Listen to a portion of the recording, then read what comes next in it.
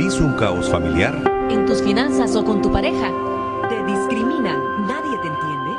¿Tenés alguna denuncia o problema al que nadie da respuesta? Queremos ayudarte en nuestro segmento Debates y Soluciones. La cárcel no proporciona ni el ambiente ni los cuidados especiales que requiere una paciente con implante de marcapaso a fin de preservar su vida, como es el caso de la presa política Ruth Matute Valdivia. Sobre este tema conversamos con el cardiólogo intervencionista Daniel Meneses. Evidentemente la privación de libertad incluye muy posiblemente restricciones de alguna manera con medicina, con acceso médico, etcétera. Y en esto no son las condiciones ideales de ningún paciente con enfermedad cardiovascular, sobre todo severa. Los pacientes cardiópatas pues generalmente requieren un cuidado muy particular, unas condiciones muy particulares para poder llevar este proceso de enfermedad de mejor forma. El tener un marcapaso casi siempre es una indicación para mantener la vida de esa persona, porque de no tenerlo, habitualmente lo que puede suceder es que el paciente tenga ritmos muy lentos o tenga la posibilidad de desarrollar un paro del corazón. Todo paciente que es portador de un marcapaso habitualmente tiene una condición que le ha puesto ya en riesgo la vida, y el marcapaso es lo que hace la diferencia en este paciente. ¿Cómo tiene que ser el ambiente en que vive esta persona? Idealmente como el ambiente que recomendamos a todos los pacientes con enfermedades cardiovasculares y todo aquel que quiera cuidar el corazón. Un entorno amistoso, un entorno agradable, un entorno donde se pueda permitir hacer cambios en la dieta, hacer ejercicio físico regular, disponer de medicaciones que hayan sido prescritas pues, por los médicos. Los pacientes con este tipo de aparatos corren riesgo hasta de que se les desprendan los cables del marcapaso y no deben de tener contacto con detectores de metales, entre otros equipos electrónicos. Porque sí se puede producir desprendimiento incluso de los cables, o se puede producir a veces exposición del generador del marcapaso a través de la piel. Eso a veces puede suceder incluso por caídas. También hay algunas recomendaciones técnicas. Estos pacientes deben evitar las fuentes que generen radiaciones electromagnéticas, como todo lo que sea imán genera en el marcapaso la posibilidad de traer disturbios. Igualmente los detectores metálicos también pueden ocasionar interferencia. Este viernes, Ruth Matute se encontraba estable después de 4 días de haber sido sometida a una cirugía de emergencia para cambiarle el marcapaso. Su defensora Rosario Flores aún no recibe respuesta a la tercera solicitud que presentó a la jueza Karen Vanessa Morales, solicitando una audiencia de carácter de urgencia para cambiar la medida cautelar de prisión preventiva por arresto domiciliar. Claudia Rivas, Acción 10. Bueno, y nosotros vamos a ampliar este tema recordando también lo que expresaban algunos organismos defensores de derechos humanos a nivel nacional e internacional. Entre ellos reconocen que hay unos 325 personas que han fallecido, 600 personas que han sido privadas de libertad y detenidos quienes enfrentan cargos por haber cometido graves delitos. Por su parte, el gobierno de la República en su informe oficiales reconoce a unas 199 personas fallecidas y 273 reos a los que denomina terroristas, golpistas y delincuentes comunes. Para hablar de ello y cómo estaría la situación de los privados de libertad en nuestro país y cómo va esta situación, está con nosotros ya un invitado. Aminta. Muchísimas gracias a ustedes por estar en nuestra sintonía. El doctor Manuel Urbina Lara, conocido abogado a nivel nacional y experto en temas, por supuesto, que tienen que ver con la institucionalidad, con la Constitución, qué es lo que dice nuestra Constitución acerca de estos temas. Vamos a hablar acerca de la situación de los presos políticos, pero antes de entrar en este tema, licenciado, básicamente, ¿cuál debería ser la condición de cualquier persona que va a prisión? Bienvenido, buenos días. Buenos días, un saludo a todos los televidentes, a todos, sin distingo alguno, un abrazo. Bueno, la condición de todo detenido tiene que ser la condición inherente a todo ser humano, que se les presten las condiciones para poder sobrevivir o poder llevar ese proceso de readaptación, de reeducación. Es que aquí se habla de castigo y esos son términos primitivos, términos desfasados. O sea, la pena no es un castigo, la pena es un sistema para llevar a esta persona, ¿ya?, a un estado donde pueda ser educado y pueda ser, se pueda reivindicar y pueda ser un sujeto que pueda formar parte de la sociedad. O sea, vos no podés decir de que te castigan a 10 años para que vos vayas a cumplir pues condiciones infrahumanas, si vos sos ser humano. Entonces, la doctrina moderna lo que establece es que la pena es una condición o es una situación que se impone para que esta persona pueda regenerarse, educarse, o sea, prestarle todas las condiciones, ¿ya? Y hacer con él un trabajo de tal manera que pueda ya reinsertarse a la sociedad, pero no es un castigo. O sea, aquí lo que se está viviendo, y no solamente acá, pues en otros países, es un sistema medieval donde se toma a la persona, se mete en un claustro, una celda, ¿ya? Que no cumple con las condiciones, están en hacinamiento, y lo que viene aquí esta persona es no a mejorar como persona, no a mejorarse, o sea, no a reeducarse, sino lo que viene más bien es a destruirse, tanto física como psíquicamente, anímicamente. Ahora, ¿quién califica o categoriza a una persona como preso político? ¿A quién le corresponde dar este nombramiento debido a que el gobierno no los califica de esa manera, sino como terroristas o delincuentes comunes? Sí, por lógica, los gobiernos no van a reconocer a su adversario como tal, o sea, porque sería atacarse a sí mismo, sería hacerse daño a sí mismo.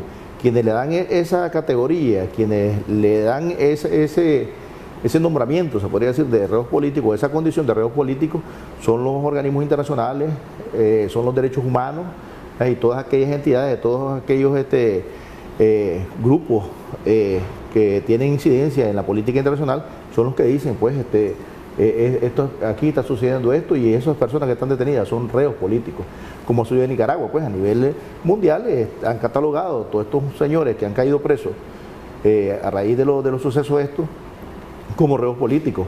O sea, esa es una condición que ya se la han ganado y ya se la han establecido a nivel internacional. Excelente. Si hay alguna persona, por ejemplo, hablando de temas de salud, que empieza a presentar alguna especie de síntoma ya estando en prisión o que tiene un historial clínico, ¿cuál debe ser el tratamiento con esta persona? Bueno, es que todo eso se establece con base a una pericia médica, o sea, la valoración. El médico forense es el que establece en qué condición está esta persona. Si el médico establece que está en peligro la vida de esta persona detenida, él lo establece en su pericia, y el juez está obligado pues a garantizar la vida de esta persona, a garantizar pues su subsistencia, y de esta manera pues estos jueces imponer una medida alterna a la prisión preventiva. Lo que pasa es que acá en Nicaragua se ha decretado mucho, se ha legislado mucho con el hígado y de una manera premeditada, y calculando toda esta situación. O sea, todo delito, prisión preventiva. Todo delito, prisión preventiva. Claro, prisión preventiva para aquellos que no son del agrado, y medidas cautelares para aquellos que sí son del agrado pues, del sistema. Entonces, ¿qué es lo que pasa? La presunción de inocencia se destruye, porque habiendo tantas medidas cautelares, pues arresto domiciliar, no salir del país, fianzas, garantes, un sinnúmero, no visitar lugares públicos. Restricciones. Habiendo tantas medidas cautelares, entonces lo que se impone es la prisión preventiva, precisamente pues para irle anticipando, irle adelantando el martirio a estas personas que están detenidas. Y además de eso, y se violentan tratados internacionales y sobre todo la doctrina en materia penal, si la presunción de inocencia debe prevalecer, al menos que sea algo tan evidente, un delito tan grave y tan evidente, pues de que la única medida para garantizarse que esa persona llegue al proceso, se presente en el proceso, es la prisión preventiva. Y se les trata como reos de extrema situación difícil también de los hechos en cuanto a los delitos que han hecho, de extrema peligrosidad, porque se hablaba en su momento también que algunos han sido ubicados en la galería 16.1, 16.2, que la número tipo 300. de lugar es pues qué tipo de reos van ahí, uno, y dos, incluso en la dieta también ellos denunciaban en su momento que se ha hecho algún tipo de situaciones para las personas que están privadas de libertad, tanto varones como mujeres. Se habla también que hay menores de edad ¿De qué se puede esperar en esta situación, doctor? Bueno, vamos a lo mismo. ¿Es cierto que estas galerías son de alta peligrosidad, doctor? Sí, claro que hay. Son celdas de máxima seguridad. No, ni se podría llamar a celdas de máxima seguridad, porque cuando hablas de máxima seguridad es hablar de celdas donde se evita, ¿ya?, que la persona vaya a fugarse, la persona interna, el que está detenido, el reo vaya a fugarse. Aquí lo que se está hablando son de celdas infrahumanas, que es diferente. O sea, vos podés tener una celda de máxima seguridad que reúna las condiciones para que esté ahí un ser humano. Pero otra cosa son celdas donde no se reúnen las condiciones para que tenga esa persona detenida. ¿Pero no podemos estar hablando de máxima seguridad en eso. Estamos hablando de celdas de calabozos medievales, al estilo de la Edad Media, y donde la persona ahí se abandonaba y a su suerte y sufría todo tipo de vejámenes. Eso es lo que estamos hablando. Es totalmente diferente. ¿En qué situaciones o qué tipo de personas debe ser ubicada en este tipo de lugares? Ninguna. Si hablamos de sistemas carcelarios, hay celdas donde hay periodos y hay dependiendo del comportamiento del interno, se va ubicando, ¿no? Hay celdas de restricción, porque tal vez son personas demasiado problemáticas. Hay celdas donde comparten con otros, y hay otros también en el régimen abierto, que se llama. O sea, está dependiendo del comportamiento del reo, pero ninguna de esas celdas, ninguno de esos sistemas debe ser un sistema de castigo. O sea, de castigo en el sentido de martirizar a la persona que está ahí. Lo que se trata es de aislarlo para que no siga corrompiendo, no siga causando caos en el sistema penitenciario. Pero eso es una cosa, eso de restricciones es una cosa. Y crear condiciones infrahumanas para que estas personas que están ahí internas sufran todo tipo de vejámenes, eso es otra cosa. Eso no está en ningún régimen penitenciario establecido, ni lo harán jamás, porque es violatorio a todos los derechos humanos. ¿Qué sucederá, doctor, en dos situaciones? Uno, aquellas personas, yo sé que lo hemos hablado en diferentes circunstancias y momentos acá, pero todavía es importante que la población, los familiares que tienen reos privados de libertad, estén claros de esa situación. ¿Qué va a suceder de llegar a una negociación, de llegarse a un diálogo en nuestro país con esos reos como Chester Membreño, de 30 años, condenado a 30 años de prisión, otros que están incluso a espera de la condena, otros que ya tienen la orden de libertad, pero que todavía no se ha ejecutado, no se ha hecho posible esa orden de libertad? ¿Qué se puede hacer ahí, doctor? Bueno, volvemos a lo mismo. Estamos en un estado donde el proceso se ha utilizado, ¿no?, como un ensañamiento. Como un ensañamiento, donde usted ve que ese proceso inicuo es un proceso perverso, ¿no?, donde exceptuando pues la víctima, que es el acusado, y suena contradictorio, pero la víctima ahí es el acusado, en ese proceso. Exceptuando eso, todo lo demás es un circo. O sea, todos los señalamientos que se han hecho ahí, se están haciendo actualmente, de las irregularidades que se dan en ese proceso penal, ¿no?, eso se ha dado siempre.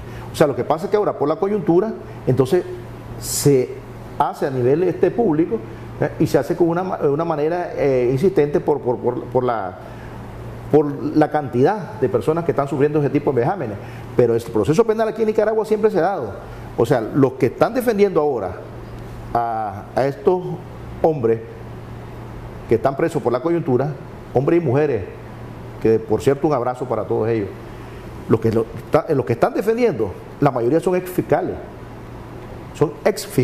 y ellos saben perfectamente, porque estuvieron dentro de ese sistema, de que ellos también se valieron ya de ese sistema para hacer barbaridades con los acusados, ¿no? O sea, esto no es nuevo, esto no es cuestión de que se viene a descubrir del 18 para acá, del 19 de abril para acá. No, ese sistema penal siempre ha sido irregular, siempre ha sido viciado, siempre ha sido inicuo, siempre se han detenido a las personas ilegalmente, siempre ha habido allanamientos ilegales, siempre se le ha plantado droga, se le ha plantado evidencia para que posteriormente sirvan como prueba en contra de la persona. O sea, siempre se ha dado eso. Lo que pasa es que ahora es más voluminoso, más contundente, pero todo eso se ha denunciado. Todo eso se ha denunciado, y no desde el 18, 19 para acá, siempre. Y como le digo, estos señores que están defendiendo ahora a los reos políticos, como se le ha llamado, o es la categoría que tienen, Ellos no lo desconocen, ellos formaron parte del sistema también. Y ellos sabían de que tenían que valerse de todas esas artimañas y todo eso para poder condenar a una persona. ¿Ya? El defensor siempre estuvo en desigualdad y ha estado en desigualdad acá. Aquí en Nicaragua habían dos tartamudos que eran los grandes penalistas, ¿ya? Porque eran afines al sistema. Y esos eran los grandes penalistas. Entonces, ¿qué hacíamos los abogados independientes que no gozábamos de la prebenda ni de la simpatía de los jueces ni del sistema? Teníamos que equilibrar eso. ¿Y qué hacíamos? Denunciarlo y ponerlo a la opinión pública, llevar el caso a la opinión pública. Eso lo inventamos nosotros, llevarlo a la opinión pública, decirle, aquí se está cometiendo injusticia con esta persona, se allanó su casa ilegalmente, le montaron droga, este funcionario violó los derechos humanos de este procesado. Y eso lo llevamos nosotros públicamente. Y no desde el 18 para acá ni el 19 para acá. Tenemos años de estar señalando todos esos vicios y todas esas irregularidades. Así que no es nada nuevo. Todo lo que están haciendo, todas esas barbaridades que están haciendo contra estos muchachos y contra estas muchachas, contra estos hombres dignos, esto se ha hecho en Nicaragua siempre se ha hecho. Los abogados que han tenido la oportunidad de defender cada uno de estos casos, son abogados que los mismos familiares de los presos políticos han contratado o que las autoridades les imponen. ¿Cómo funciona en este caso ir contra la corriente en un caso donde el acusado en este caso es la víctima? O sea, me está hablando de los muchachos que están detenidos. Al momento de pasar los todo reos el proceso políticos, judicial, de los reos políticos. Vea, la defensa de los reos políticos, presos políticos en este momento está monopolizado por una comisión de derechos humanos que se llama CPDH, digna por cierto, y a la cual le debo la vida yo. En varias ocasiones me ha salvado la vida a la CPDH. Y está bien de que la CPDH haya monopolizado, ¿ya? Y sea la que lleva la defensa de los reos políticos. ¿Por qué? Porque en Nicaragua vivimos a las malas interpretaciones, a la envidia, al egoísmo y todo eso. Y entonces, si llegan abogados particulares, después se va a malinterpretar que estos abogados se están aprovechando, que quieren figuración y comienza pues una distorsión de la... Se desvía la atención. Se desvía la atención y lo mejor que se ha podido hacer es eso, que los derechos humanos, la CPDH en este caso, lleve la defensa. Ellos sabrán a quiénes contratar, ellos tendrán sus profesionales, ellos saben, ellos no son ningunos empíricos principiantes en esa materia. Y está bien. Lo que pasa es que cuando llega una de estas personas al proceso y no dejan entrar a ningún abogado particular o no dejan ingresar a los abogados designados por la CPDH, entonces el juez lo que hace es que nombra un defensor público. Pero eso se subsana, eso se remedia rápidamente. O sea, los familiares pueden nombrar inmediatamente al abogado que sea de su agrado, ¿ya? Y el juez se va a ver obligado pues a darle la intervención de ley. Eso no es... o sea, el hecho que el juez le nombre un abogado, un defensor público, ¿no? Eso es momentáneo, o sea, eso no es incidente, no hay una gran incidencia, porque el proceso es largo, o sea, el proceso no se da en una simple audiencia, en la primera audiencia. Entonces hay tiempo pues para remediar eso, pues. O sea, yo lo que quiero decir es que esto no es determinante. Ahora, con la cuestión de los procesos, me dice Odili, ¿qué va a pasar? Bueno, lo que va a pasar es que todos esos procesos son nulos, ¿no? Porque ahí hay vicios, hay aberraciones jurídicas, hay defectos absolutos, como se llama, pues, que son las nulidades, ¿no? Y esto va a conllevar a que todos estos procesos sean anulados, todito. O sea, desde un inicio no debió haberse dado curso, pero es parte pues, de la política que se está llevando en este momento, pues encarcelar a estas personas, ensañarse con ellos y condenarlos. Que venga una condena de un juez de 60, 70 años, 80 años, lo mismo es que le dé 4, 5 días o 10 días de cárcel, porque ven el caso del maratonista, no ha sido condenado, él está por una falta y está en un estado de desaparición forzada, ¿no? Entonces, eso no hay que ponerle mente, que un juez actual, un juez de esto te diga, tenés 120 años, tenés 200 años, 300 años, todos van a salir porque van a salir de la cárcel y van a salir pronto, van a salir porque van a salir y pronto. ¿Hay legalidad en todos estos juicios que se han realizado, muchos de ellos a puerta cerrada? Bueno, el hecho no está en que si lo hacen a puerta cerrada o no lo hacen a puerta cerrada. Tal vez lo hacen así, a puerta cerrada, para no evidenciar los maltratos que sufren las personas que están detenidas, o sea, que no se visualice, pues, tal vez algún acto de tortura o de maltrato físico. o psicológico. Entonces, para eso lo hacen. O sea, eso no determina la legalidad o no legalidad del proceso. Los procesos son ilegales desde su nacimiento, ¿ya? Son procesos espurios, ¿ya? Desde que te detienen, desde que te hacen confesar, hacer confesiones bajo fuerza, desde que te obligan a que vos te presentes, ¿ya? Porque están martirizando a tu familia. Cuando venía para acá me llamó una muchacha que está en Costa Rica, dice que se quiere presentar porque no aguanta el martirio que está sufriendo la familia, el acoso, la persecución. Entonces ella dice que ella se va a presentar para terminar con eso, ¿ya? Entonces, todo eso bajo presión, bajo coacción, bajo amenaza, todo eso genera nulidades absolutas. O sea, ahí los juicios tienen que ser transparentes. ¿Cuál es el objetivo principal de un proceso penal?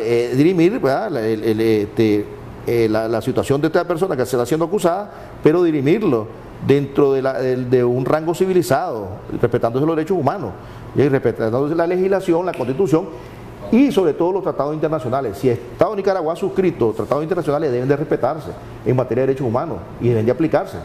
Okay. ¿Qué pasa? Solo agregar esto con las expresiones que han hecho muchos de los familiares de los reos políticos de espacios limitados, de oscuridad, de tortura, mala alimentación o la no alimentación del todo en cuanto a la dieta que mencionaba, por ejemplo, Odilí, pero otras expresiones que han hecho personas que de alguna manera fueron capturadas y luego dejadas en libertad y que dan una versión totalmente diferente, que nunca fueron maltratados por los oficiales, que recibieron excelente atención, que recibieron excelente alimentación, como que si estaban en un hotel de 5 estrellas. ¿Qué pasa con estas dos versiones?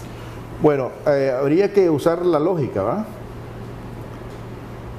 ¿Cuál de las versiones tendrá más peso o será más creíble? El que está dentro y dice me están maltratando, a costa de que lo sigan maltratando y lo traten peor, ¿ya? O el que salió bajo condición y le dice, si vos hablas y decís lo que aquí te pasó o lo que le está pasando a los que están aquí adentro, vos la agarrás y la agarra a tu familia o la agarra a tu hijo o la agarra a fulano. A ver, decime, ¿qué puedes hacer? ¿Ya? ¿Repetir como un loro lo que te dieron ahí o negar todo lo que te han hecho o lo que te pudieron haber hecho o lo que viste? O sea, para evitar peores circunstancias. Hay personas ahí que salen amenazadas, hay personas que las han sacado a escondidas y que llegan a preguntar y creen que está ahí y ya la sacaron, que le han hecho grandes vejámenes y que todos esos vejámenes se van a conocer posteriormente. Ahorita solo se ha conocido un 50% de lo que está sucediendo ahí con los reos políticos y con lo que ha sucedido con las personas que han sido detenidas. Sí. Después se van a conocer mayores atropellos y barbaridades que se han cometido. Bueno, vamos a hacer una pausa comercial para continuar más adelante con este tema, la situación de privados de libertad en nuestro país, qué se espera, qué argumentos también están utilizando las autoridades y qué se les puede orientar y recomendar a los familiares que en este momento continúan esa lucha por la liberación de sus familiares, de los que están privados de libertad. Pausa y volvemos.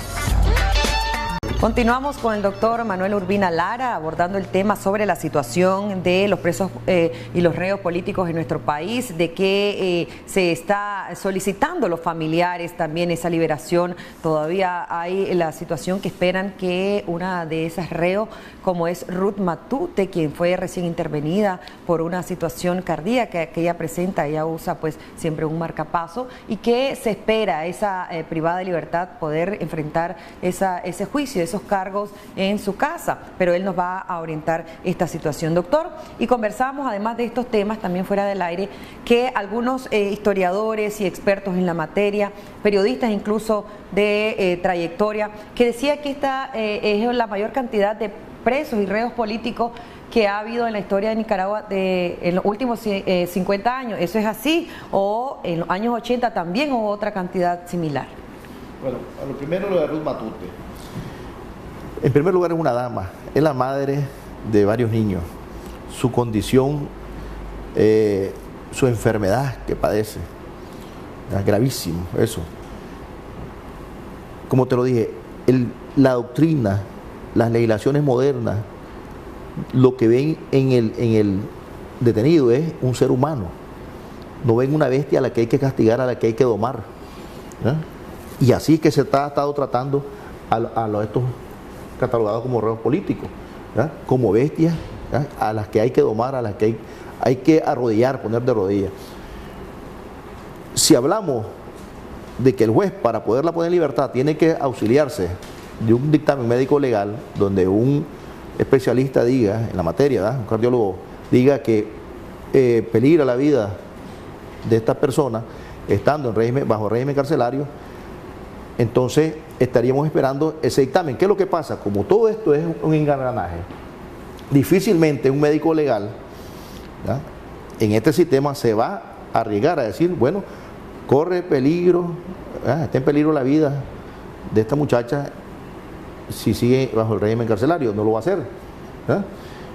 Entonces el juez lo que va a hacer es tal vez darles mayores comodidades, pero lo que deberían de hacer es, por humanismo, es mandarla bajo un régimen de arresto domiciliar, porque lo que prevalece aquí es el ser humano, ¿ya? Es la persona, o sea, no es lo que hayas hecho, sino que ¿a quién es el que estás procesando? No estás procesando a un animal, estás procesando a un ser humano, ¿ya? Eso es lo que debe prevalecer, y las legislaciones son humanistas, y aquí estas legislaciones, ¿ya?, llevan ese toque de humanismo porque recogen cierto articulado, ¿ya?, de tratados internacionales que han sido suscritos por este Estado de Nicaragua, ¿ya? Eso en el caso de Ruth Matute. Ruth Matute, a simple vista, pues yo no soy cardiólogo, no soy un experto en esa materia, pero sí, por humanismo debería esta dama, una vez que le den de alta, este juez, no sé ni quién es, y quiero saber, enviarla a su casa cambiarle la medida y mandarla con arresto domiciliar, por humanismo. Sí. ¿Ya? Ojalá que no haya un desenlace fatal, pero si hay un desenlace fatal, se van a meter a más problemas de los que tienen, porque estas personas, yo no sé si tienen este cacahuate en la cabeza, no entienden de que están metidos en problemas, o sea, no quieren entender eso, o sea, están haciendo lo mismo que hacía aquel boxeadorcito, el Mayorga, que le estaban dando, lo estaban masacrando, y él estaba de fanfarrón, y lo estaban desbaratando, y él estaba de fanfarrón. Eso mismo está pasando ahorita. No entienden mucho de que esto debe de acabarse ya, y de terminarse ya, ¿ya? Y que hay que darle a este país justicia, paz y libertad. Hay que darle justicia, paz y libertad, y todo se la tenemos que dar. Eso es lo que tenemos que entender, y tiene que ser lo más pronto posible, ¿ya? El que no entienda eso anda perdido, y el que crea que aquí violó, mató, asesinó y no va a ser sometido a la justicia, está equivocado, está tremendamente equivocado, y se lo estamos diciendo hace 4 meses. Yo no tengo ningún interés personal, no soy enemigo de nadie, ni estoy en contra de ningún sistema, pero sí estoy en contra de esas injusticias. No se equivoquen, van a ser procesados. Los cometieron lesa humanidad, delito de lesa humanidad, van a ser procesados, y eso se lo estamos advirtiendo hace 4 meses. Si ustedes quieren seguir con su práctica linda que tienen, linda, bellísima, sigan haciéndolo, y se van a dar cuenta que la justicia los va a alcanzar, y no es porque yo lo diga ni porque tenga interés. A mí no me, o sea, el interés que yo tengo es que estas personas no sigan sufriendo, ¿ya?, y de que no se les sigan haciendo procesos injustos, pero de que aquí va a haber justicia, y todos esos matones que solo hablan de asesinar, que solo hablan de pasar cuenta y todo, van a tener su castigo. Doctor, de continuar esta situación y en el nombre de Dios también de resolverse, claro, hay dos ámbitos y 2 panoramas. Uno es las personas que están privadas de libertad por, además de todo lo que se les culpa en general, pero hay 2 jóvenes que están en estos momentos ya condenados por el asesinato del periodista Ángel Gaona. Y también hay personas involucradas, ya no sé cómo va ese caso, de las personas que fueron parte del intercambio de disparos donde fallecieron policías y un civil también en Morritos, Río San Juan. ¿Eso sí, cómo quedaría esos casos? Quedó sin contestar la pregunta de la cifra. A nosotros nos tocó estar encarcelados en varias ocasiones en la década de los 80, ¿ya? Donde son las zonas francas, ahí nos tenían algunos. Y a otros, los exguardias que se habían entregado con los convenios de la Cruz Roja Internacional, los guardias Somoza, estaban en la modelo. ¿Cuántas personas? Nosotros estábamos en la zona franca, tuvimos en varias ocasiones, y éramos cantidad, o sea, éramos miles en los 80, en la década de los 80 éramos miles, ¿no? Y condiciones parecidas a estas, ¿Hubo torturas también en ese momento?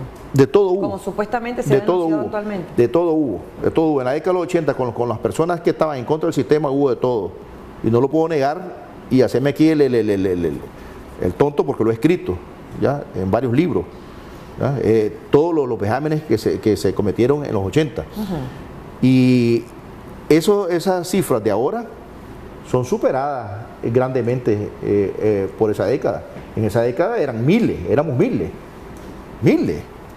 La década de los 80. Sí. Pero de esa época a la actualidad, obviamente el trato humano tuvo que haber evolucionado en las prisiones. Yo creo que lo que ha evolucionado es el trato inhumano.